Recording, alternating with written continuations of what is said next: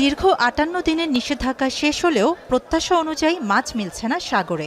বরিশালে সরবরাহ সংকটে সাধারণ ক্রেতার নাগালের বাইরে চলে গেছে ইলিশ।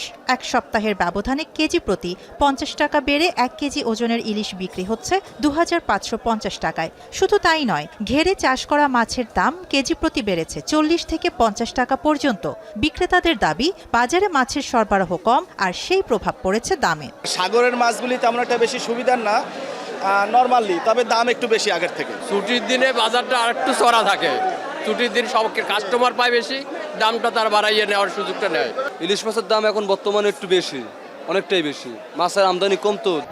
এদিকে চাঁদপুরে কিছুটা স্বস্তি ফিরেছে মাংস ও ডিমের বাজারে। শহরের ওয়ারলেস বাজারে কেজি প্রতি ১০ টাকা কমে কক মুরগি বিক্রি হচ্ছে ২৩০ টাকায়। লেয়ার মুরগির দাম কমেছে ৫০ টাকা, বর্তমানে বিক্রি হচ্ছে ৩৮০ টাকা কেজিতে। তবে ব্রয়লার মুরগির দাম অপরিবর্তিত। গরুর মাংস বিক্রি হচ্ছে ৭৫০ টাকা কেজিতে। এছাড়া কমেছে ডিমের দামও। এতে সন্তুষ্ট ক্রেতারা। তাদের দাবি, বাজার দর নিয়ন্ত্রণে রাখতে নিয়মিত মনিটরিং জোরদার করতে হবে। আগের তুলনা থেকে এখন মোটামুটি একটু শিথিল হচ্ছে বাজার মধ্যে। যদি এইভাবে থাকে আমাদের জন্য ভালো হয়। আমরা যেরকম কিনি আমরা এরকম বেচছি, এবার কমে, এই সপ্তাহ কমে কিছু কমে বেচতেছে।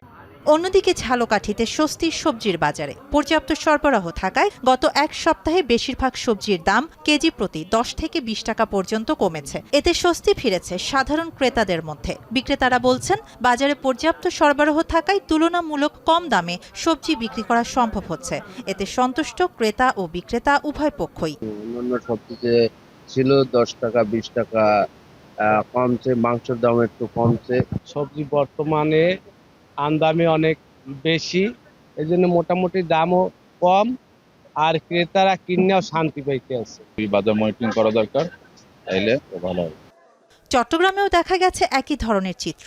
সপ্তাহের ব্যবধানে কমেছে মাংসের দাম, সবজির দাম স্থিতিশীল। বেশিরভাগ সবজি বিক্রি হচ্ছে ৪০ থেকে ৬০ টাকার মধ্যে। পাশাপাশি সরবরাহ বৃদ্ধি পাওয়ায় কমেছে সামুদ্রিক মাছের দামও। শাহানা জাহান, এখন।